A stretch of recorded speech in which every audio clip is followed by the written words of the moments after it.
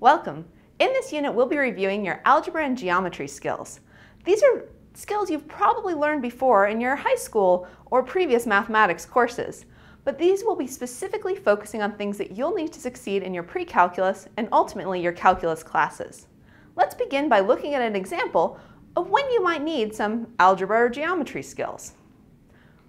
Back in the 70s, there was a really popular Tootsie Pop commercial featuring an owl who asked the question, how many licks does it take to get to the Tootsie Roll center of a Tootsie Pop? For those of you who aren't familiar with it, Tootsie Pops were a candy with a Tootsie Roll center and some coating on the outside. I brought my Tootsie Pop today. Well, this isn't actually a Tootsie Pop, it's a little bit larger, but we could ask the question, how many licks would I have to make on this lollipop to get to the candy in the center? So this is basically a math question, although it seems like a candy question. We could do an experiment. Suppose I took this Tootsie Pop, unwrapped it, and suppose I licked it for a minute, and then measured the circumference to figure out how much of the lollipop was I able to lick off in a minute. And suppose I repeat that experiment several times. So I lick it for 1 minute, then I lick it for another minute, and I get some data. Let's look at the data when I licked this lollipop. On this graph here, you see some blue dots. Those blue dots represent the circumference at various points in time during my experiment. As I'm licking this lollipop, I'm keeping track of the circumference at various measurements at various points in time, and I'm denoting them by a blue dot. You notice this data looks like it's sort of straight. If I was going to draw a straight line through the data, most of the data points would be pretty close to that straight line. Let's look at that.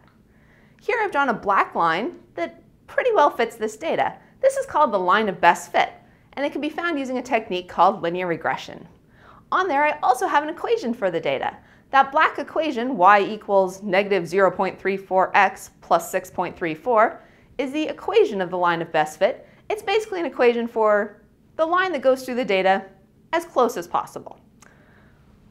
Well, let's talk more about what this equation represents and what sort of things we can do with it. Namely, we want to answer that question from the old Tootsie Pop commercial, how many licks does it take to finish the lollipop? Well, let's take a look at our equation. The equation that best fit my data for my experiment was y equals negative 0.34x plus 6.34. Let's pick this equation apart a little bit. The x in the equation corresponded to time. That was the x-axis, or the lower axis on my figure. It basically just corresponded to different values of time for licking the lollipop. The y-axis on my diagram corresponded to circumference. So the y value is a circumference in inches of what the current circumference is at a given time. Normally, when we look at linear equations, we put them in what we call a standard form, or one of several standard forms. In particular, my favorite standard form is the slope-intercept form, in which you have both the slope information of the graph, or how steep that line is, and the intercept, where does it hit the y-axis. We usually denote that as y equals mx plus b. The m corresponds to a slope, the b corresponds to the y-intercept. In this case, our slope value is negative 0.34.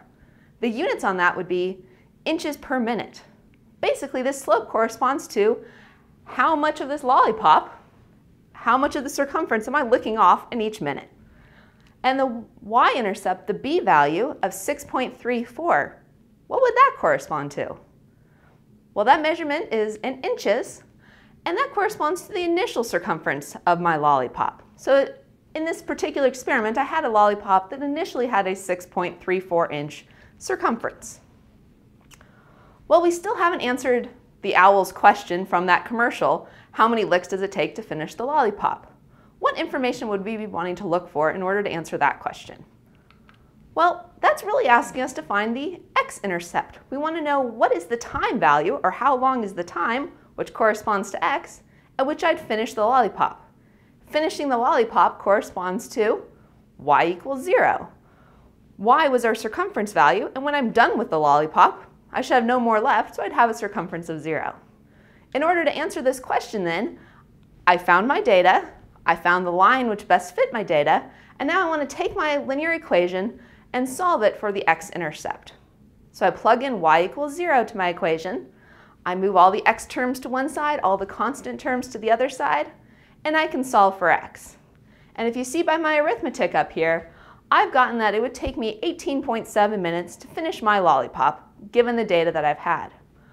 Obviously, my data wasn't perfect. It's not exactly a linear function, but in the real world, we very often approximate real-world experiments or phenomenon with some sort of function. In this case, a linear function seemed like a good approximation to my data.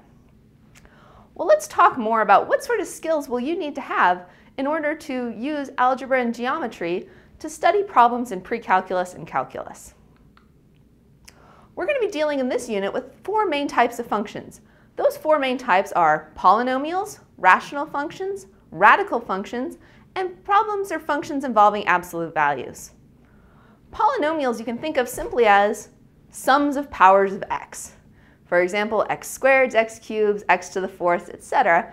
Anytime I have a function that's a sum of those type of terms where the base is a variable, usually x, but it could be something else, and the power is an integer like 2, 3, 4, 5, those we call polynomial expressions.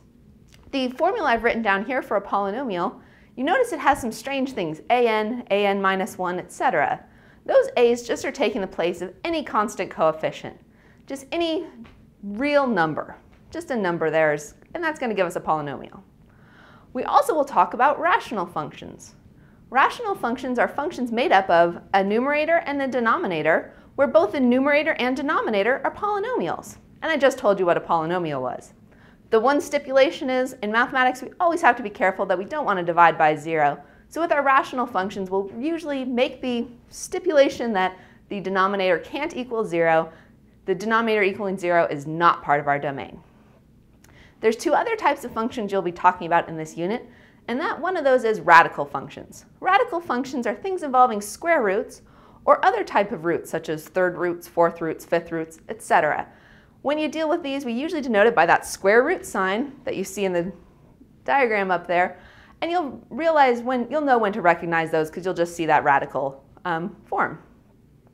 Finally, the last function that tends to scare students a little bit, but really isn't that scary at all, is the absolute value function. The absolute value, simply put, is just the positive version of a number. If I put in 3, the positive version of 3 is still 3.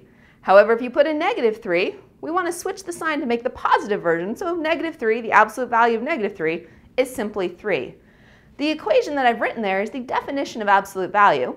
It simply says that if x is less than 0, we want to make the positive version, so I have to change the sign or take negative x.